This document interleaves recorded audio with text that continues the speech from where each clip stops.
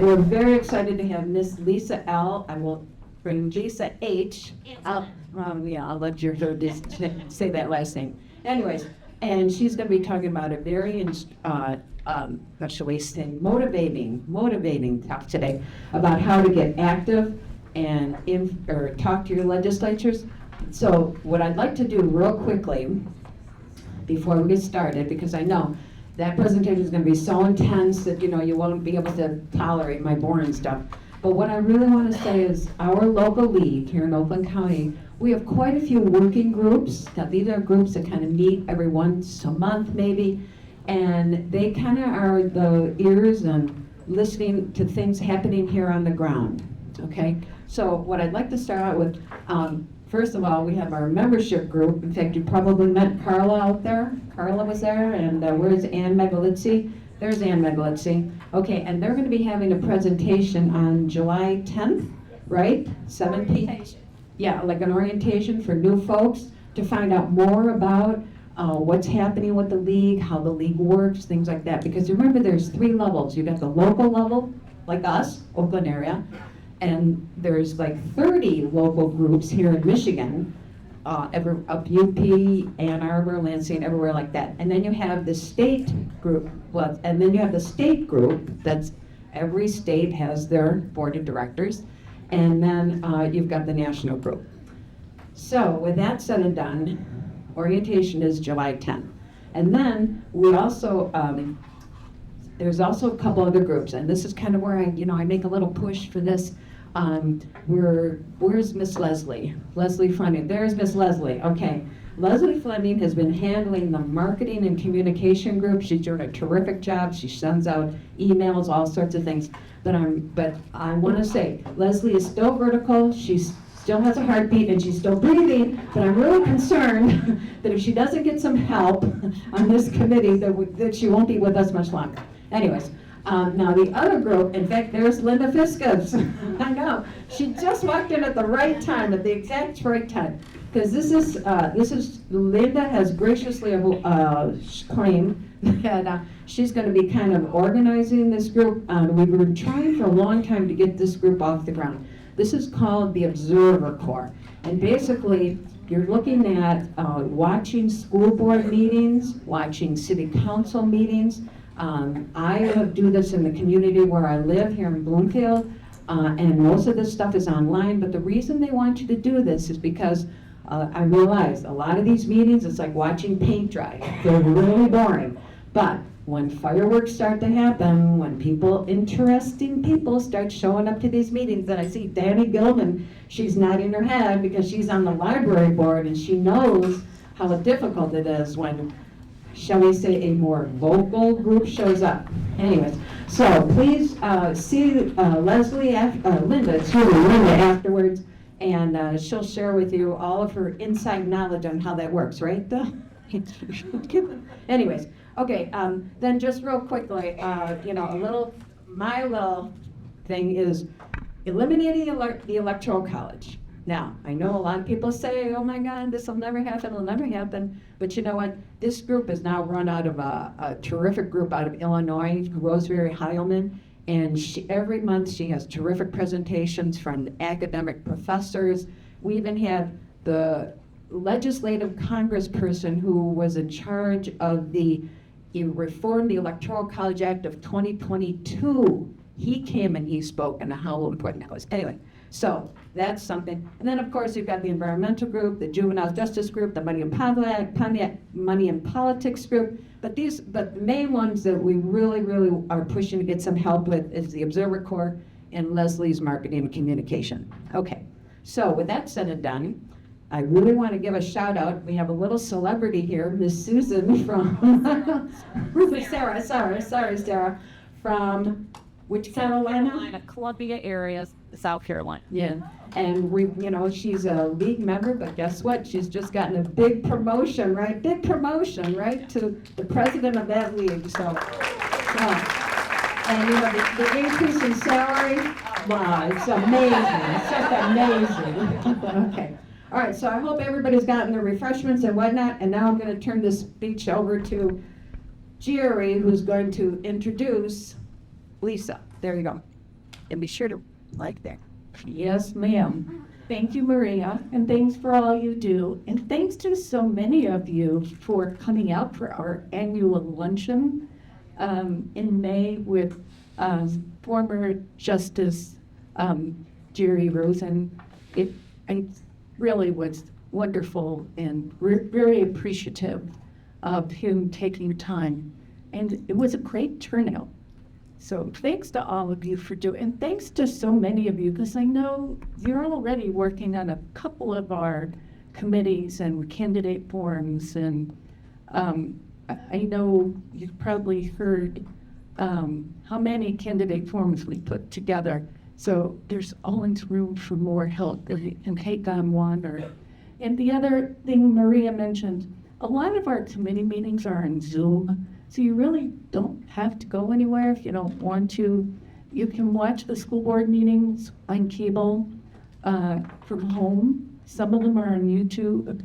And so none of these really take a lot of time. You can make it what you'd like it to be. So I have the pleasure today of making this introduction. And it's someone, a few of you, or many of you, met in April when Linda Hansknecht and our Oakland School Superintendent, Ken Gutman, presented. So as they were presenting what's happening in public education in Michigan, at the end of the meeting, a couple of you came up and said, is there a way Lisa could come back and really help us figure out how to be an advocate? What do we do? What don't we do? I texted her, and she immediately texted back and said, I'd love to. So I'm going to read her introduction online because it's cool. And we're very grateful that we have her. Lisa Hansknecht is a longtime public servant and committed advocate for Michigan students and schools. With a degree in political science from Michigan State University, Lisa has over 35 years of experience in public policy, including work in immigration, transportation, mental health, and education. She has worked in the Michigan House of Representatives as education policy advisor and as legislative director for the Michigan Department of Education. Since 2012, she has led government relations for Oakland schools, representing the ISD and the 28 local districts in our county, working with lawmakers as well as regional and local organizations to support strong, well-funded public education across Michigan. So the other thing I'm just going to add is, besides her doing all this wonderful work and having this experience, she's still so motivated because she's still going to conferences to learn how to be a better advocate. So I'm going to turn this over to Lisa. And please welcome her.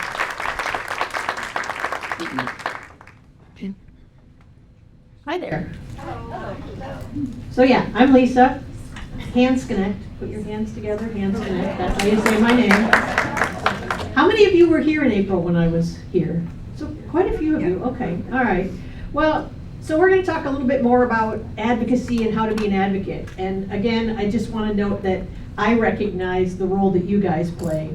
And so I kept this slide in from the last time I was here because the League of Women Voters is something I can remember my mother talking about many, many moons ago when she was active. And so my awareness of this group and its influence goes way, way, way back. And once again, I'm going to remind us that public ed and voting go hand in hand. You cannot have a strong democracy unless your voters are well educated. It just doesn't work. Those two things have to go together, and so there's a natural alliance there. So advocating. There is a lot of stuff going on with public education right now. There are threats at the federal level to funding, both just straight education funding, Medicaid funding, which we talked about a little bit last time, which is a lot of people don't understand how much Medicaid funding goes to schools. When people get a speech audiologist for their child, they don't realize that's Medicaid funded. They think, oh, my local district paid for no, that was probably Medicaid funded. And then there's also talk about tight budgets at the state level because of Medicaid cuts, because of SNAP, which is school nutrition cuts to that are proposed and are very likely to go through. That's what's going on right now in DC. So this is a really tense time, and there's a lot going on, and that's just the finance side. So how do you advocate? I talked a little bit about this last time, and a lot of it is just the common sense. It's you want to be polite and persistent. You want to be factual. You want to admit when you don't know something, and be positive and be strategic.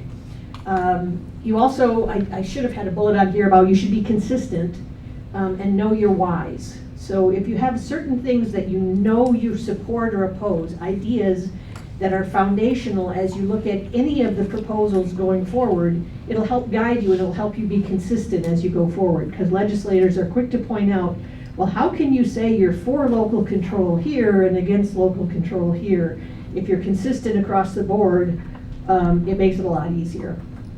I'm going to say one thing, which is I always have these happy-looking pictures on my slides, because when I do legislative updates, which is what I do most of the time, and so I'm telling people about all the bills and what's going on in the budget, everybody's face starts smiling and then gets like, oh my God. And so I'm always putting flowers, and it doesn't work, but I keep trying. And this this is where you get AI to help you out to make pictures. And I wanted to make sure I wasn't trying to do anything sexist, so I did it both ways. But this is what you don't want to do when you're talking to a legislator. You don't want to be screaming at them. You don't want to be being self-righteous, although there are times when we all have reason and want to be. So, preparation. You need to know your issue and understand the bill. And depending on the issue, you can go to different groups. There's legislative analyses online at either the congressional level or at your state level, and they're by nonpartisan staff. So it's just sort of the facts. It doesn't do the pros and cons usually. For that, you'll have to, talk to somebody maybe if it's a school issue, you'll talk to your superintendent or a local school board and say, how will this affect you? What's good about it? What do I want to say? And you'll want to craft like a 2-minute elevator speech. There's this thing called the 333 rule, which means you need 3 seconds for the hook. Something that like right when you walk up, and it doesn't have to be, hook makes it sound like you're some kind of great advertising person and you're gonna, come up with a slogan. If you can, great. Sometimes we have stuff like schools not whatever they're trying to fund instead of schools, that kind of thing. But you want a 3-second hook, your name and what you're talking about. Hey, did you know that Medicaid funds a lot of stuff in schools? A lot of people don't know that. And then 30 seconds saying what it is about that. The feds are talking about an $800 million cut just for Michigan, and a big chunk of that's going to go to schools. So let me tell you about what those services are that are no longer going to be able to be funded and will have to come out of our local dollars, which means we're going to unfund something else in order to cover these, because these are mandated services. The feds require we provide these services, but now they're cutting the funding to do it. So we'll have to come up with the money somewhere else. That's like your 30-second. And then you have something written up that's 3 minutes, that's if they have questions or if they're like, can you tell me more about that? That very often doesn't happen. You very often have just that 30 seconds and the ability to then hand them a 1-page handout. And a handout doesn't have to be all that fancy. It doesn't have to be like pros and cons and all that kind of stuff. It can be as simple as, whoops, let's go back. Is my link gonna work? Yes, yay. It can be as simple as a graph that you print out and you give them and say, these are the kind of things that would be reduced if we have Medicaid cuts, specialized instruction, mental health. And then this doesn't even go into all the general ed things, because if we have to still fund these, then we're probably not going to be able to afford the advanced placement or the IB program or whatever these other optional programs are that we've put in our schools to provide a rich education. because we have to pay for all this stuff. So a handout, I don't want, people get all like, oh no, I don't know anything about graphics. And it can be that you found a graph and you printed it out. Something that when they walk away, they're gonna see it one more time in their office, or their staff more likely will see it. So, you can coordinate with local partners and other organizations, and a lot of times, someone out there will have done an action alert. Maybe you guys get these from some group that you follow. Maybe your school board sends them to you. Maybe think of another issue. Maybe the Food Banks Association has sent out stuff about school nutrition saying, this is going to impact us too, because if kids aren't getting fed at school, there's going to be a bigger draw on our local food banks, that kind of thing. They may already have something written up. They may already have an action alert with a few quick sentences that you can use. Sometimes you'll even get a you'll even get like a toolkit. So this, I'll try to, is a toolkit that my colleague David put together. And the first thing it does is it just says, what are the issues? So it just talks about what's at stake, why does it matter, and how you can take action, okay? It might offer email blast ideas, so something very short. Hey, Congress is debating this. These are the things it's going to affect. And this is an email that you can then send to your friends to ask them to email out, right? So this is getting the word out. It might be the actual email that you send to a legislator. You might find in a toolkit. A lot of times different associations will have a website that says something about advocacy, and you'll find this kind of stuff on those websites. But it's just generally the email, you want to keep them very brief. You don't want to send them 3 pages of some very sad story. Although we're all tempted to tell our own personal story, and you can include that, but you don't want to have it be so long that they get lost, because they don't have that long of an attention span. So, and I don't even mean that as a slam. I mean it because they've probably got 500 emails to read between 6 and 8 o'clock at night, and so they're flipping through them oh, something about Medicaid cuts, got it. Something about, okay, got it. Maybe they look a little further because they're like, oh yeah, somebody mentioned something about Medicaid cuts to me. What did they say about it? But a lot of times they're very fast. Or they've gotten a summary from their staff that says, you've gotten 500 emails. There were 140 referring to Medicaid cuts. There were 200 emails that had to do with, House Bill blah, blah, blah, that does whatever, regulates, I don't know, computer laptops in schools or something. I have no idea, but they get a lot. So you want to be very quick and say who you are, what's the issue, make sure you have your ask, please, oppose. And I usually, although I don't see it in here, I usually have something in there that says, and I would really like it if you would respond and let me know your position on this issue. Sort of puts them on the spot, makes them commit one way or another. Social media, we all know, is a big thing now. I'm not very good at it, but there are lots of websites where you have a certain number of characters that you're allowed. The message has to be very small. And so a lot of groups in their toolkits will put out various, and then you can either tailor them to yourself. Maybe I'm a parent of a special needs child who really benefited from having a speech audiologist.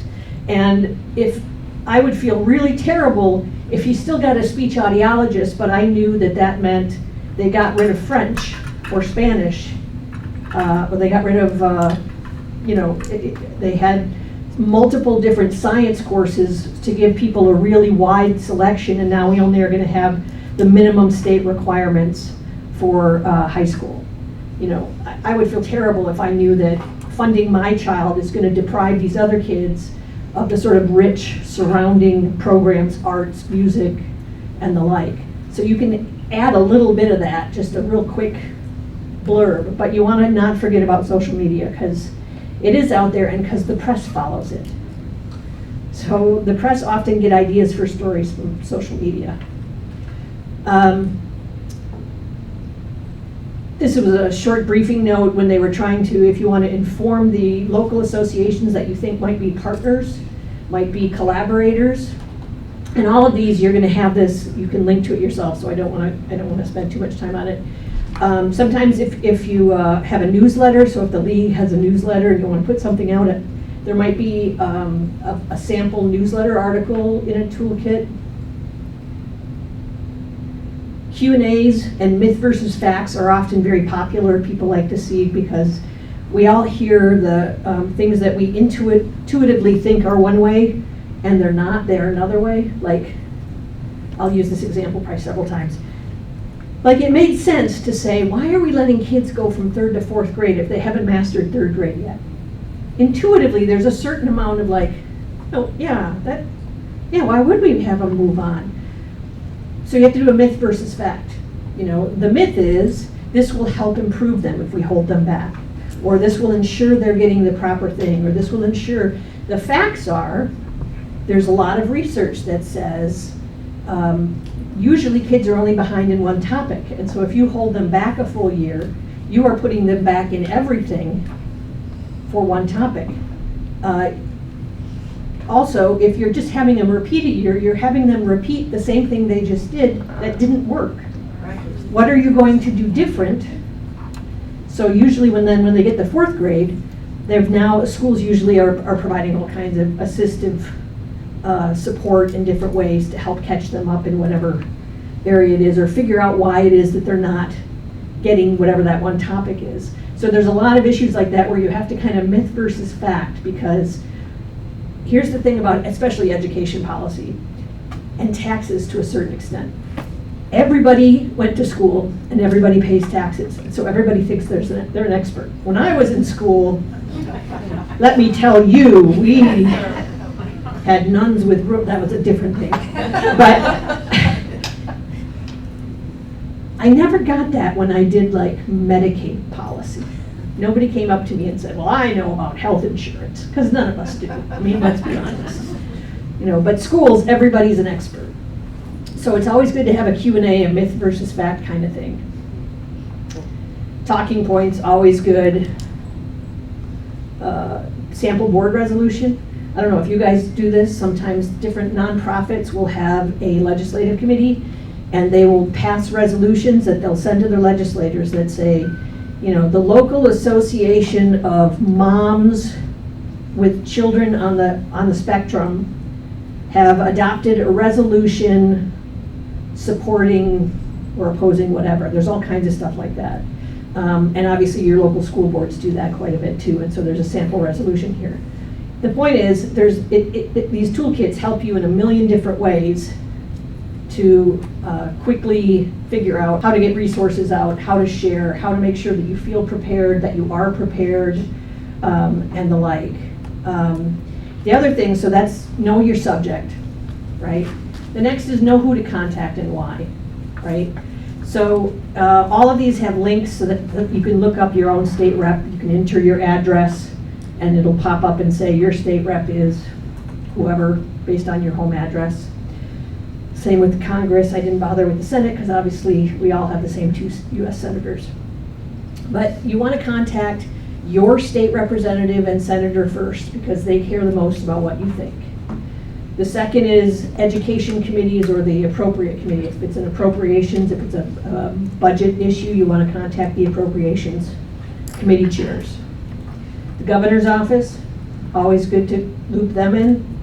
And then state superintendent and board of ed, because they do have a say, not as much as they did say 50 years ago when a lot of the changes happened about the power of the state board versus the state sup and the like, but they do have a voice and they have a very loud bully pulpit.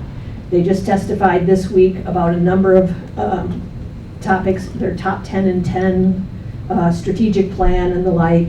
So legislators hear from them regularly. They're regularly before the legislators. And so to the extent that you can get them on your side, that helps. Legislative staff are big things to know.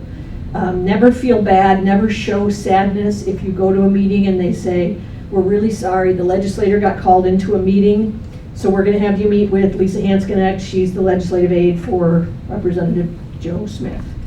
That's okay, that's all right, because they do a lot of the work and they're the ones that prepare the legislators and usually prepare briefings and the like on what are the meetings they had and what people said to them for the legislators. Multiple contact methods, we kind of just talked about that in the toolkit. You know, if you're more comfortable with one or the other, email. If you feel brave enough to go and actually meet with your legislator. A lot of legislators have local coffee hours, and I find it very helpful to go to those regularly, not just when I have an issue. I do this in my own Hazlitt, little town outside of the Lansing area. And so my legislators know me and know usually I'm just sitting there listening. But then sometimes I will say, you know, Lake Lansing needs a new dam, and it's really expensive. And if we don't have it, it could be like that white, what's the one near here that just? Oh, Midland? Yeah. So it would be good if we got a state appropriation to help with that kind of thing, you know, I mean, if you could help with that, that would be great. But they start thinking of you as a regular, informed constituent and someone who's probably active. And most likely, as you go to these, they'll see that you're familiar with all the other people in the room. And that starts giving you a certain amount of credibility. Okay? So those little coffee hours are always great and really easy too, because they're almost always like right in your neighborhood at some coffee shop. And if you're, you know, a non-people person like me, you know, where you're scared of people generally and you kind of avoid them, then these coffee hours are great because it's real casual and you don't have to like dress in a business suit and, you know, go through all the formality in that. It just makes it a lot nice. So the next couple things are about if you have a group. So if you have a group of people who are going to be doing a plan of advocacy about some issue, then start thinking about what are the relationships you already have. How many of you know or have talked to a legislator previously? Okay, so what you know already is legislators already know some of the people in this room, so maybe they should be the ones contacting that legislator, because they can say, hey, remember when we talked about this and I told you thank you for that bill you did? Well, I've got a new issue I want to talk to you about, and you've already got an open door. So you start thinking about how do we make these connections? If nobody's ever talked to him before, it might also be something like, this legislator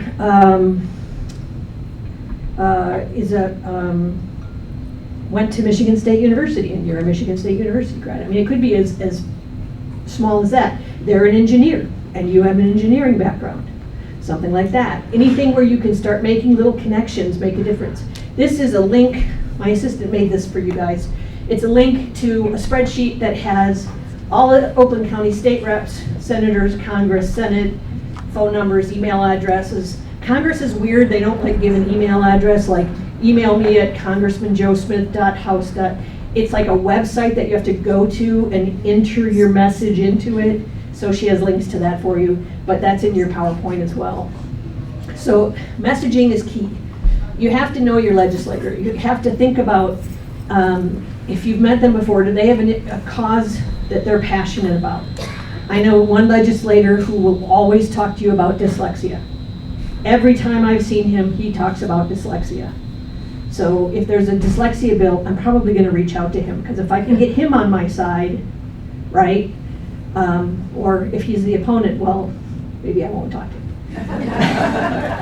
What was their previous career? I mentioned that. You know, were they an engineer? Were they a librarian? Were they a teacher?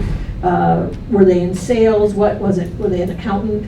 What are their political leanings? Are there other bills they've sponsored that you've noted that might give you a clue as to how they might think about this issue? You know, if they've supported increased funding for literacy in the past, and there's a new proposal out there to cut literacy, that's probably a good connection you want to make, right? Family, do you have any connections with them? I'm not above calling my in-laws and siblings to say, you guys really need to call your legislators on this issue. So you need to know your audience and what do they value. And you need to know how they are viewing an issue. And I'm going to go into that in a minute when we talk about policy versus politics, which is where we get into kind of the ugly parts of the legislative stuff. You got to be brief. It's got to be 1 to 3 key messages, right? You don't need a long list of, here are the top 10 reasons. People love top 10 or top 7. Top 10 reasons to support this bill. No. You want like 1 to 3 messages about why you want to support or oppose something, why it's important to you. Use stories and data. It's interesting because Jerry was saying, I still go to trainings about advocacy regularly because there's always something new. It's like the social media thing or just some little thing that I hear and I go, oh, that's interesting. And one thing was I was in Washington recently, and we had a series of meetings with congressional offices, and one congresswoman came in and said, you've got to tell stories. You have to tell them about your kids and your whatever. And the next one said, don't tell stories. You've got to use data. They want to see the data that shows that this program improved whatever by this %. And so I think that they made a great point, which is really you have to use a little of both. And you have to kind of read your person. Senator Bayer, when the School Finance Research Collaborative first came out with that affordability study, she's the only legislator who I know who, no kidding, read like all 400 pages of the research. Okay, that's good to know. Like I have always kept that in my head, that this is someone who is going to look at the data very closely. There are other people who are like, no, I read the executive summary. Okay, they might do better with stories or with sort of a big picture look. Those are little things that as you get to know legislators, you'll figure that, oh, this guy's not really going to read stuff. And that's okay. He may not be on education committee. That may not be his passion cause.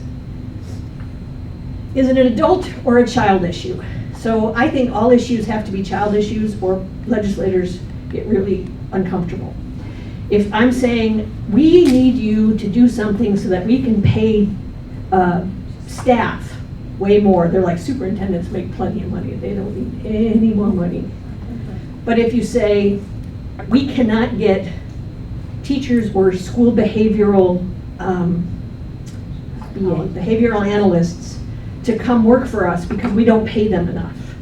And so the kids are getting either no services, or they have staff that come and then leave 3 months later for something else. That they understand. That they get. It's not that you're saying, hey, we think analysts ought to be paying $130,000 because they're cool and they've gone to school. It's, you've made it about the kids. So think about how you frame your issues. Offer solutions, not just opposition. If you're always opposing, if you're always the one that says no, they're going to stop listening to you, number one. So if you can figure out a way to support something or work with them on some issue. We have a legislator who we oppose on a lot of stuff.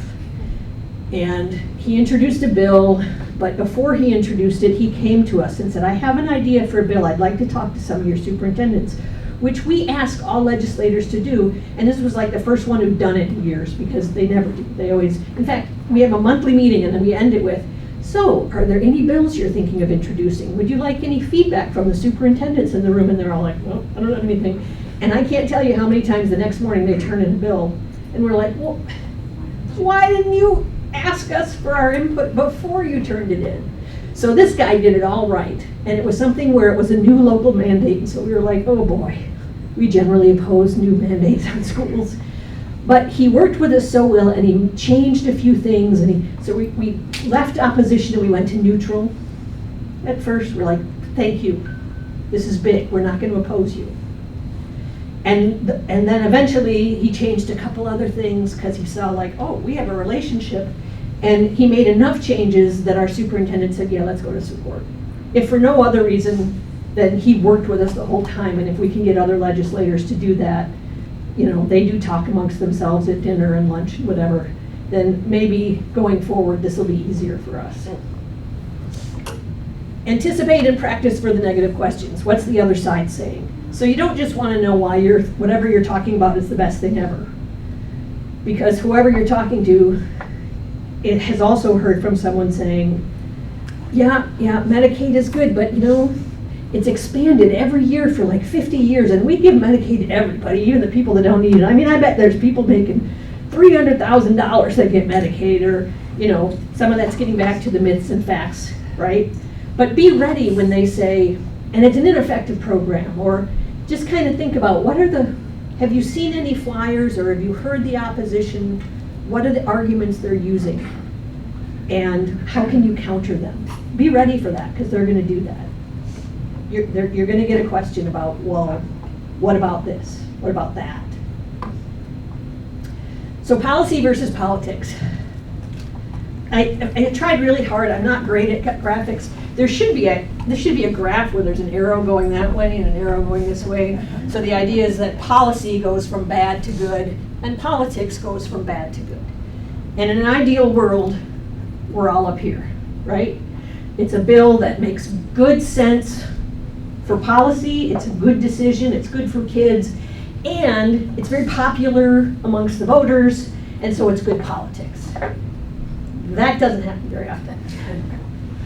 And obviously you want to avoid something that's bad politics and bad policy. I'm going to come back over here. But you have to think about how is the legislator viewing this? You know, there may be some that you walk in the room and you already know they think it's good policy. But they're hemming because in their community, let's go back to third grade retention. In their community, they've heard from a lot of people saying, schools are doing terrible, we've got to do something, and maybe holding kids back in third grade when they don't pass a test is a good idea. So they're feeling the pressure from locals sometimes in the opposite direction, and you have to recognize that, and you have to think about that when you're phrasing your arguments and talking to them. You have to give them a reason to say, I know you're hearing some pressure, but maybe when you talk to them, you can explain some of the negatives. You know, we talked about the fact that earlier about you're just repeating the same thing again. Is that really helpful to this kid? Research shows many kids who are held back end up dropping out. Is that really what we want to have happen? Probably not. So you need to be thinking about where they are on the good policy, good politics, bad politics. If you're talking to a legislator who thinks it's the opposite, you're going to have a time where sometimes you're just looking at them and thinking, they just believe this to be true. How do I counter that? And the trick is persistence and keep finding different, keep adjusting, keep thinking about what are their values and how can I tap into that. Maybe it's, you know, how can we be holding these kids back when the parents are telling us not to? You're basically saying these parents don't get a choice in the matter. Well, that'll get a lot of legislators to go, oh, wait a minute, I think parents ought to have the say in their kids' education. I'm like, well, if you're saying it's based on this test score, then parents aren't going to have a say.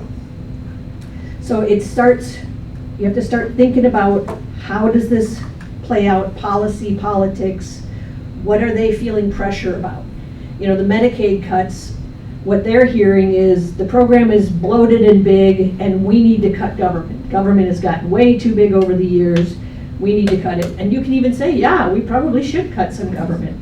But you don't cut government with a chainsaw. You cut it with a scalpel, and you do it with thought and with looking at each item and having people with knowledge look at it and say, yeah, we could probably come up with 3 or 4% of a cut over the next year in this program maybe. Or we could find ways, or you may just argue otherwise and say, I disagree with you. I believe we need more money in literacy funding, period. You know, I don't think there's anything wrong there. So it's getting also back to what motivates the legislator. Are they looking for wins? Are they a new legislator and they've never had a bill passed? Are they looking to make friends in the legislature, and so maybe you know another senior legislator who really likes this idea, and you can say, you know, you should go talk to this legislator. Maybe it's somebody on the other side of the aisle, and you're giving them a foot in the door to start building some bridges of their own going forward. They might want headlines. You know, they might be all about the budget. I need to cut money.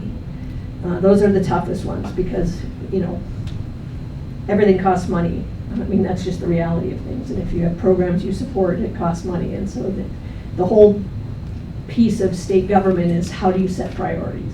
And that's when you have to talk to them about what are your priorities? And do you really think that literacy isn't a priority or Medicaid isn't a priority? And kind of put it to them that way. But the point being, you want to strategize based on their values and not just your own message. You also need to anticipate the pivot. So a lot of times legislators don't want to talk about an issue. Like either they're not on that committee, or that's what I hear a lot. I'm not on that committee, I'm not following that bill. Well, that's okay, because eventually that bill might come to the floor, and you'll have to think about it then. So I just want to give you these 2 thoughts before you go. And I give them 2 quick thoughts, right? They may say, yeah, you want to talk about Medicaid cuts. I want to talk about overpaid school administration.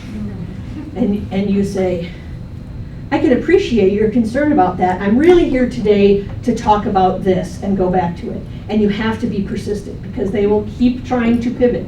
They will throw weird issues that you never, like, why are you asking me about? They'll know something happened. It'll be some story they heard. I heard from a school staff person that there are staff there who get free cars. I've never heard that. Maybe I'll get a job there. I don't know that that's true, but I will look into it if that's what you'd like. I really do want to talk, though, about Medicaid and why that's important to schools. And you just have to keep swinging it back. Don't let them pivot away, because they will try very hard, especially because they know at the end you're going to make an ask. You're going to say, so where do you stand on this?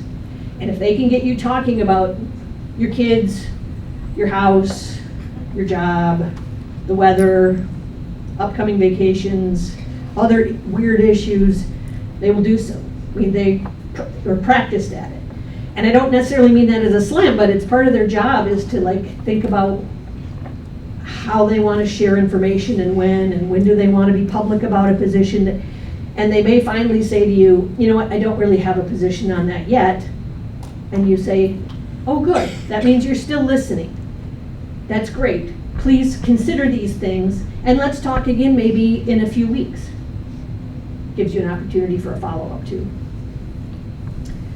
So persistence over time, undercommit and overperform. So it is hard. It is hard to do this stuff regularly. It is a hard job. It's hard even as a volunteer. And so think about what you can commit to. Can you commit to every week I will call somebody? First week of every month I'll call my state rep. Second week of every month I'll call my state senator. Third week of every month I'll call my congressman. Fourth week I'll call the US senator, or I'll call the governor or the administration. Something like that. If you can't do that, do it monthly. Once a month I will look at what are the issues, or I will think about the issue that I'm most passionate about or working on, and I will make a call or do a text or visit an office, whatever it is. And if you have a team doing this, because you have some big cause that you guys are all joined together to fight for or against, then work together to track the answers, right? Have a list of all the legislators that you've talked to and what did they say. I have a sample tracking form here. I'll pull it up real quick. It's really simple. It's like, who did you contact? You know, do they have ties to the school or to the policy issue? If it's an issue about, I don't know, car regulation, and if they were an engineer in Ford, that's a good thing to know, because you better know your facts before you go in. Or if they were a teacher and you start talking about dyslexia or requirements for teachers, they probably already have an opinion, and you might want to know that ahead of time. And if you didn't, you want to make sure that whoever your friend is here, who might be calling them next time, that they're better prepared. Find out, did they say they'd support? Were they non-committal? Was there any follow-up needed? During the meeting, very often, a legislator will say to me, well, I'd like to see some data on that. Could you show me, and specific to my district, I want to know how Royal Oak Schools is handling literacy education. And I say, okay, I will get that to you. Well, then you better get it to them. You know, so give yourself a week, or tell him a timeline. Say, you know what, that's going to take me like 2 weeks to get to you, because I'm going to go to the local district and talk to their experts. And I will get you the data, and then if there's follow-up needed, we can try to make a connection between you and that local district. so that you can get the true expertise. So that is an easy tracking form. And then reflect on it at the end of the month. So on the last page of that form, oops, sorry, I didn't mean to go away from that. Come on, load up. On the month, you want to think about, okay, so you've called all these people. Were some more supportive than others? Did you hear something like, well, we have a caucus position, like every legislator that you talk to a legislator and you talk to, and they all are saying, well, I would vote for it, but we have a caucus position in opposition. That happens. Whatever party they're in has decided we are standing firm on this. And it probably has nothing to do with this issue. It's probably because they know the other side really cares about this issue. And so we're going to leverage it against something else. So we're not going to support this until you, on the other side, commit to something we care about. So you can start figuring that kind of stuff out. Like, are we fighting? Are they fighting us, or are they fighting some other fight that has nothing to do with us, and we're sort of just caught in the crossfire? That's good to know, because then you can say to them, at some point it won't be a caucus position. At that point, what do you think? Are you leaning one way or another, right? Did a message fall flat? I mean, you may right away have all of you say, yeah, I tried talking about how we've made cuts in education lately, and they just, none of them seem to care that we've already cut lots of funding. Well, then don't use that argument and come up with something else. Be flexible. So the final thing is just remember that you're trusted and you're informed and you can make change. And it's important to think about that as you're calling these folks to be as confident as you possibly can. Start small, one message, one call. Don't feel like you have to, I am going to start calling someone every day. One call an hour. Yeah, no, nobody's going to stick to that. It's like a diet on New Year's Day.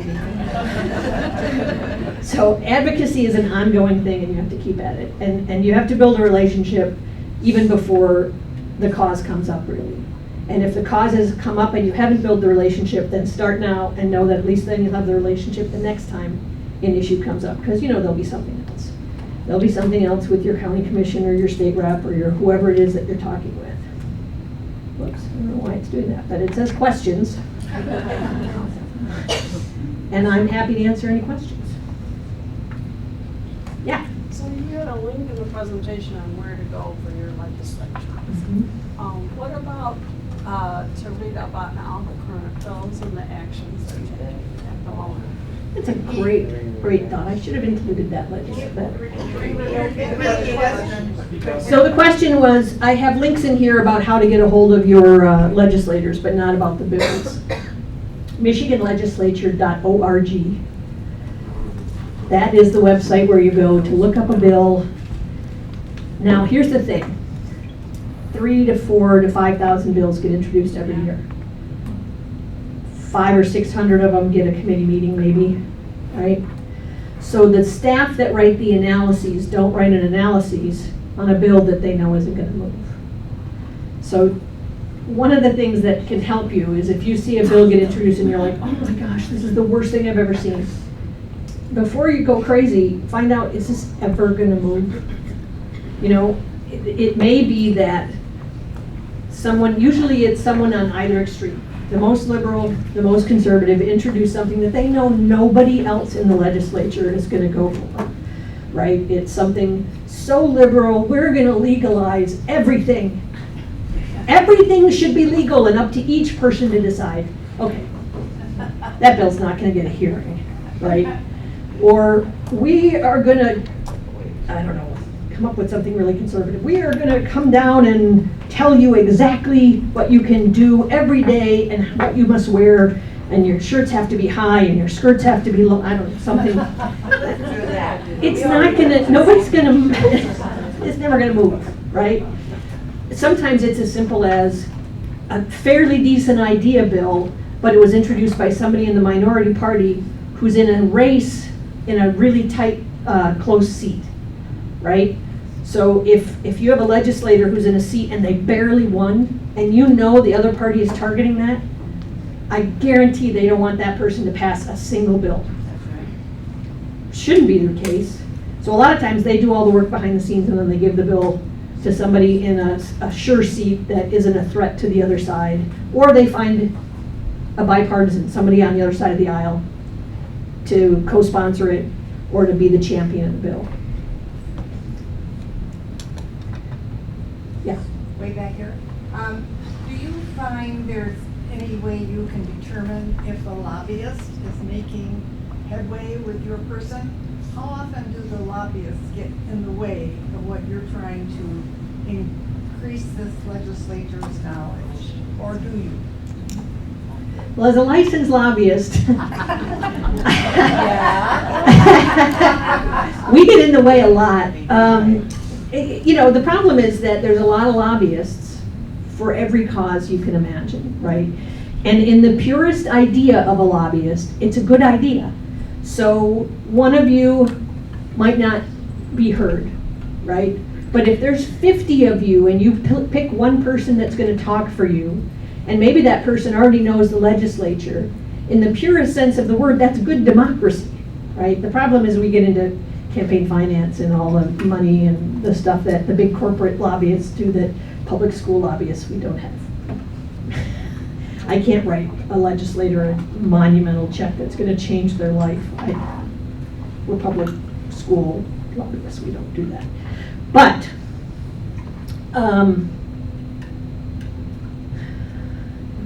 I would assume there's always somebody on the other side.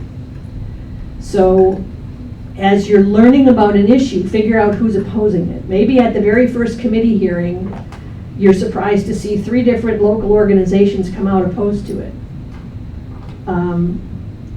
Who are they? Why? Who's speaking for them? Do they have one person that's leading them that you can talk to and say, what? Why would you oppose this bill? This seems like innocuous to me. It just, you know. And sometimes you'll find out, well, it would be, except I have a vendor that has a similar program. And if we fund that program, who's going to buy my client's program? And you may say, you know what, I'm okay with that.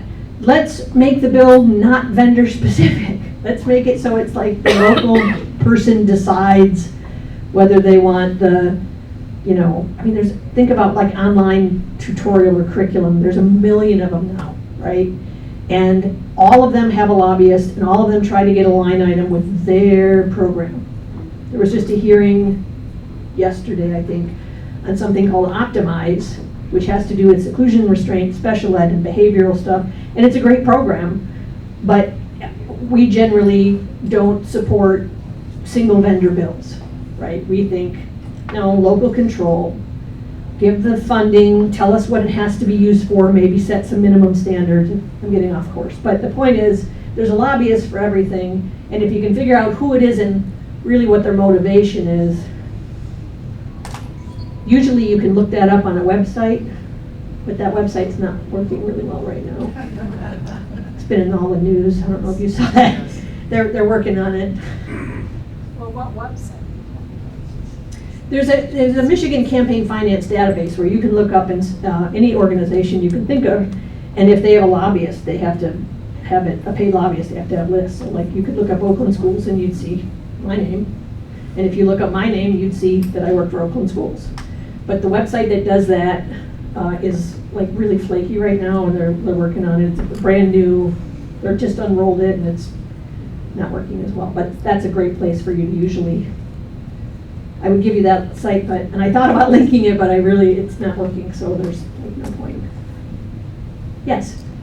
Years ago, when I was going to legislators, we were told by the head of our group that we should first take a look at their website, see what kind of bills that they were interested in, so that when we met with them, we could say, you know, I know that you passed this, and really, our community really appreciates it.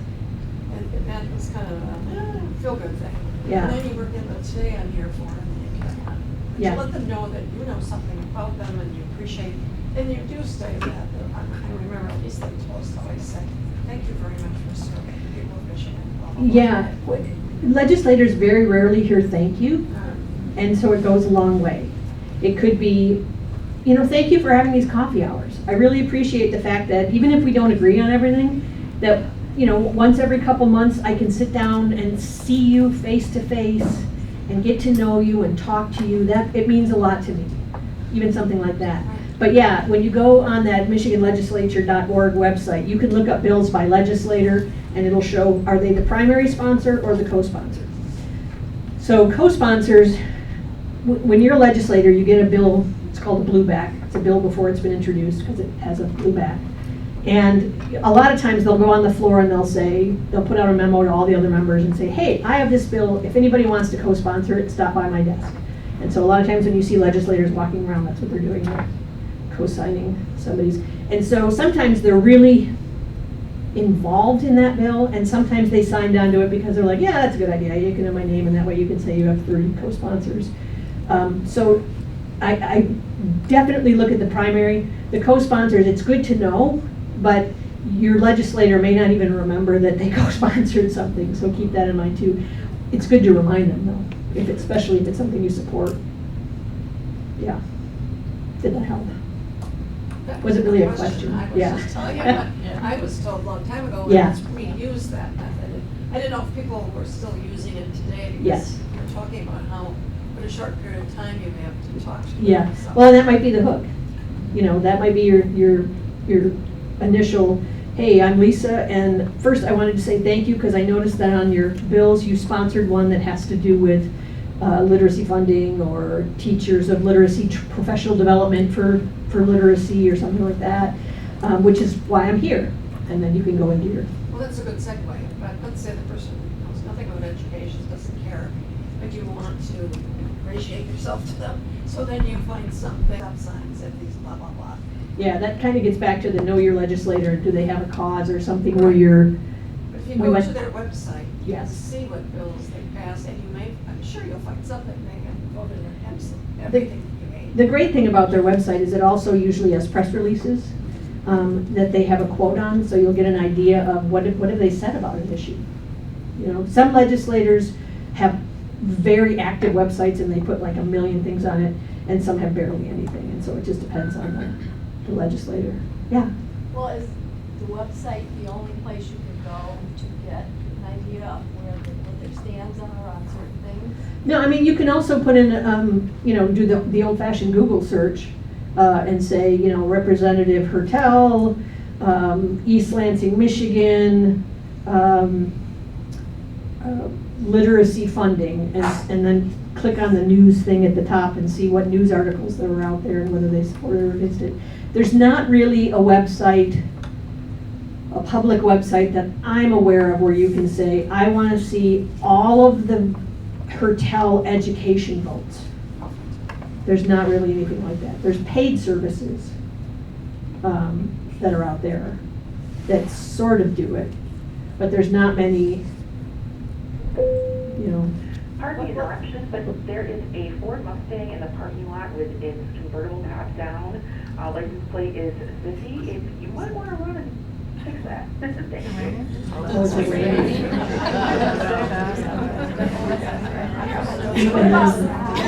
Yeah. What about calling the office and asking? Before you go in, call the office and say, tell me Yeah, so her question was, can you call the office ahead of time and say, hey, can you tell me what the senator's views are on public education or on Medicaid funding, or, that's not a bad idea either. Usually you'll get it sent to whatever staff person and they'll suspect you and wonder why you're asking this question. But eventually if you say, I'm just a constituent and I just want to know, does he support Medicaid funding in schools? It's easier if it's a particular bill, and they'll probably give an equally vague answer if your question is vague. Well, a lot of times you get the answer that they haven't decided yet. Right, Then you read about somewhere else. yeah. Yeah, I mean, there's no one I'd love to say there's this place where you just go and click and you can find everything. I mean, Wikipedia has stuff about legislators, It's sort of all over out in the internet. And you have to be suspect of the websites because some are, there was one, Barb Byram, who is the Ingham County clerk, and I went to law school with her. I didn't finish, she did.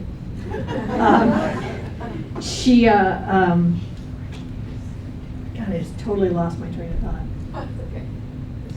Oh, when she was a state rep, somebody found a picture from when she was in college, very, very young, like 19 years old, partying. And they had a website called Barbie something, something, something. Sometimes they're more subtle, like it'll be like Barb Byram clerk, question mark, you know, and then there'll be like a real hatchet job on whoever they are. So you have to kind of look at it's like, you guys know this, you have to think about who your sources are they leaning one way or the other, and, you know, yes? I'm wondering if that will make a difference when we want to weigh on certain issue. If we were to use like a union or an activist group, you know, like make calls as a unity, such as AFT or any other activist groups, would that make any big difference?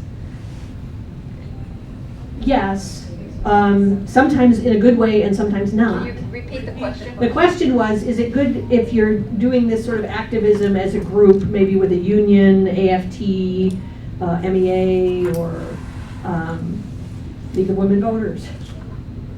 You know, depending on the group and the issue, it can be a pro or a con, right? If you're calling, I'm going to make a real overgeneralization here, but just know I'm making a very broad. If you're calling a Republican as a member of a union,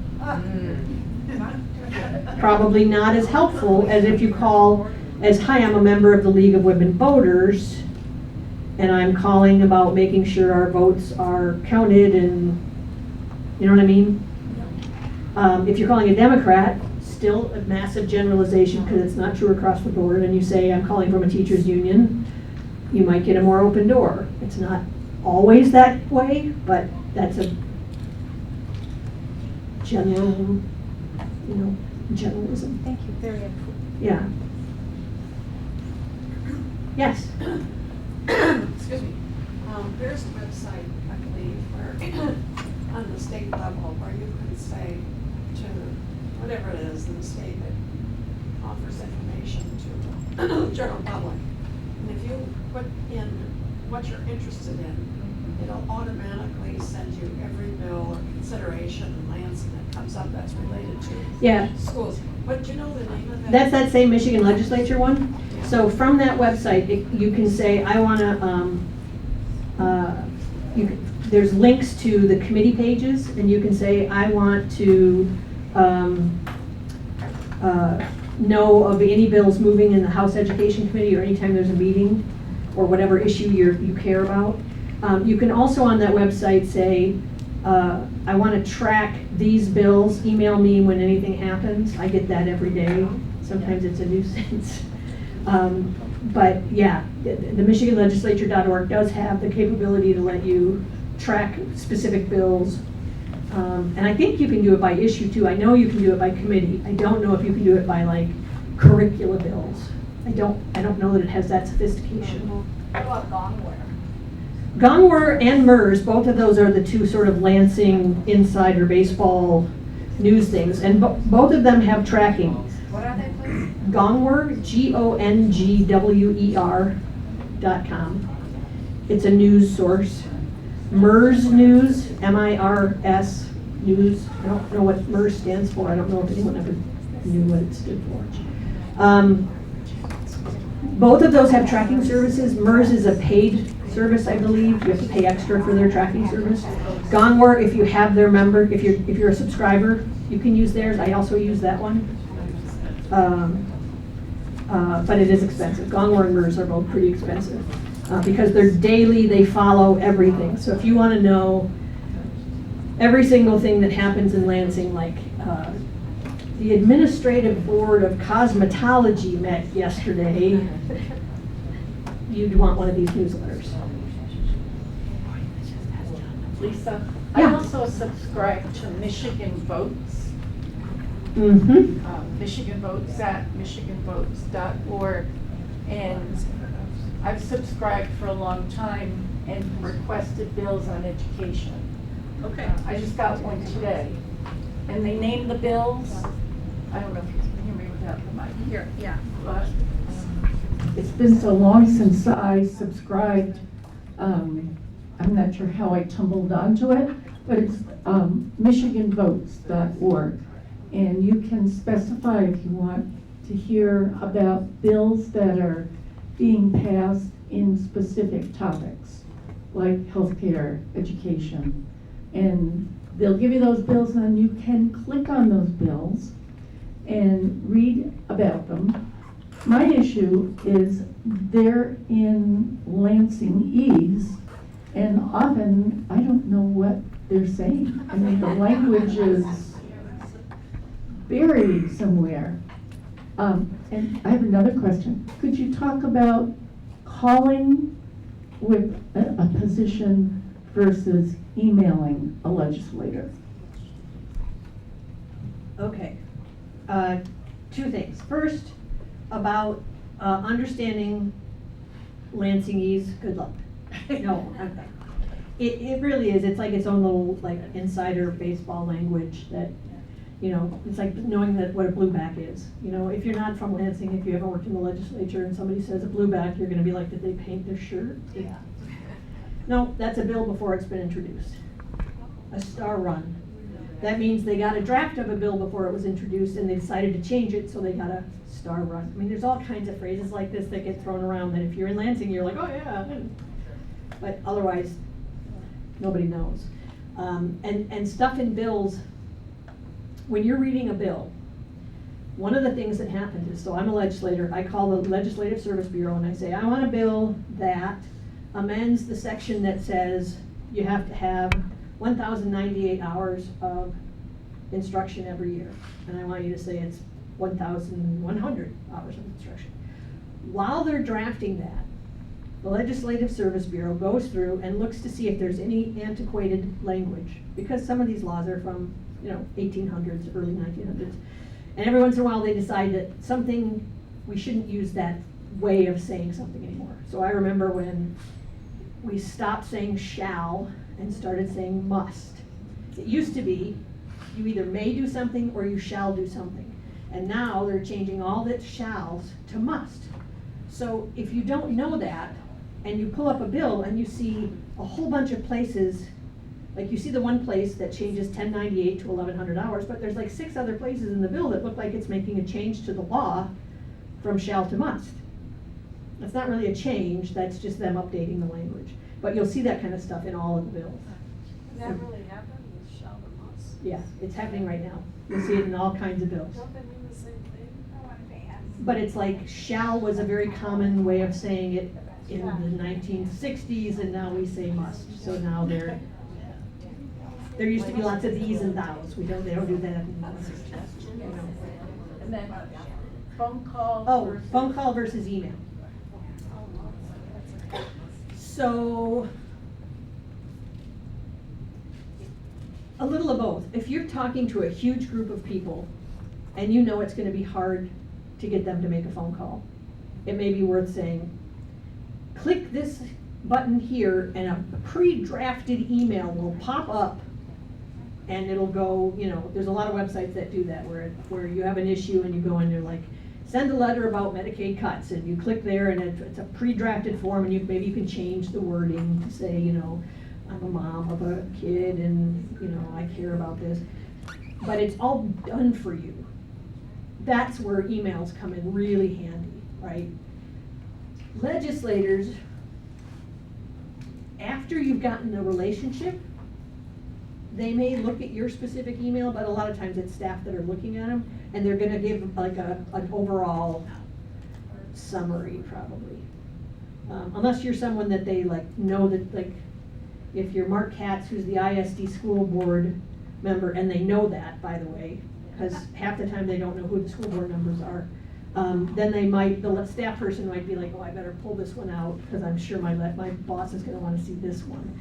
But if it's like just Lisa Hansknecht contacting legislator Joe Schmo from my district and he's never heard of me from before, I'm just gonna get bundled up with all the rest of them. So I tend to think calls are good. Calls can be really effective if you have a really big group and you're trying to slow something down and you're trying to be annoying, which is a strategy, but it's one that should only be used about once every like 10 years.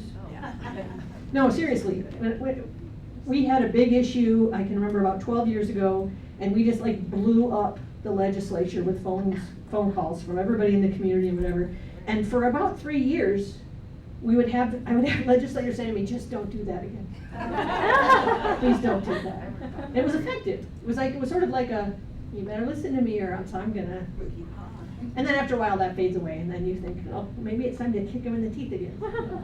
But it's one of those things where just one phone call out of the blue from one person might not, make a big wave.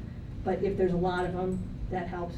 Even with emails. I will say form letter emails, there's a tendency for legislators, I think, to just think, oh, this is some out-of-state, bot that's sending these. So I don't think those are terribly effective. Yes? When you're sending an email and you're using like a legislature or legislator's contact, or you fill in your name and your address and, all of that information, and then you finally get to where you can enter your message. And if I'm contacting multiple legislators about the same issue, I just copy that message and put it in the next person's website. I think that's fine. Yeah. Again, I mean, if all the legislators say, because they're sitting on the floor waiting for some bill to come up and they've got nothing better to do than to talk, and they're like, oh my God, I got like 1,000 emails saying Medicaid is the, whatever, the most important thing ever. They'll talk and sometimes they'll figure out, wait, is this a real thing or is this like some out-of-state group that is trying to manipulate this? But having said that, if you can make it simpler, copy and paste, absolutely. Yeah, I try to make it personal, but your Right. personal one is the same to each. Right. That's perfectly fine. You can also be real honest about it. If you're sending a paper letter, if you're sending a paper letter, you might send it to the person who you think is, like, if it's a House bill, to your state House member, and then say CC, state senator, governor's office, chair of the education committee, and just be real direct, and then send it to all of them. Thank you.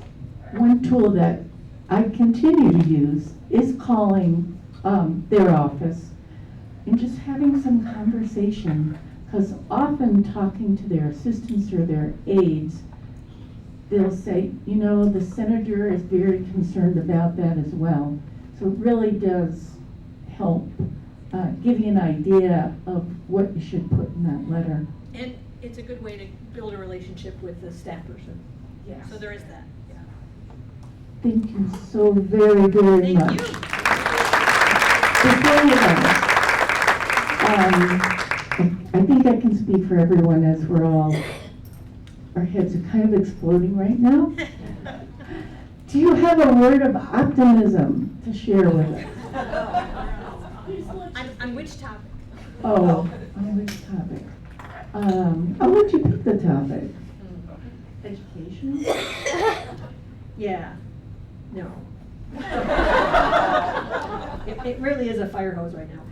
I will say that for all of the noise, sometimes the best thing that's happening is the fact that they can't really get everything done that they want to get done. At the House, there's people at the House level right now who are talking about these very big ideas for budgets and roads and higher ed, and they want to get all of it in one big thing. And I won't. Don't say it. But the odds of them doing that are often not huge. Now, the downside of that is we do need an education budget. We do need roads fixed. The other thing that I'll leave as a positive is, as a group, this is like most people, as a group, we can be a frightening bunch, right? Humans can be a terribly terrifying, crazy, fickle bunch. But as individuals, legislators really do generally care. And if you can build that one-on-one relationship, you really honestly can make a difference. And that's the thing. Great, thank you. I know we've got one question here. Go ahead. I have a small announcement to make. I'm going to bring the mic over to you. How's that? Thank you. Yeah, because my voice is not that strong. I do have one. Yes. Hi everyone. I have a small announcement to make. My name is Audrey Boyod. I created with friends a small group, a grassroots group. We are trying to keep track of everything that's happening, and we put together a newsletter every week, and we try to make it very simple. We list all the actions that you can take every week to push back about what's going on at the moment. So if any of you is interested, you can go on our website. We created a website. It's called wethepeopledissent.com. And we organize, like protests. We helping with phone banks, things like that. And I'm really making sure, every week everyone gets the information so that we can all come together and push back. Thank you. And Linda, I know you've got a question. Yeah. Okay. I just wanted her to repeat the website. Oh. But mine isn't really a question. I think that the 5calls.org is a really good site if people want to reach out to that, because they give you certain topics that you can click on and call your legislature about. So 5calls.org. Is 5 spelled out or is it a number? It's a number. It's a number. Yeah. I've not heard of that one. Oh, yeah. 5calls.org. You guys can look at it right now on your phone. It's an app. It's a blue square with 5 stars. Anybody else? Thank you for being what? I'm sorry. Oh, you want to repeat the website? Okay, I didn't get. So we the people, like the Constitution, dissent. Yes, that's it. That's the website. Yes, .com, yes. And you can register for the newsletter. If you click, there will be the opportunity for you to put your email and sign up for the newsletter. Thank you. Thank you for being here. Maria mentioned our next program is August 26th, here in the evening. And we look forward to seeing you, but you never know, you might hear from us next month, right, Maria? Have a wonderful vacation, summer, protest, you name it, advocacy. And we look forward to seeing you on the 26th. And thank you.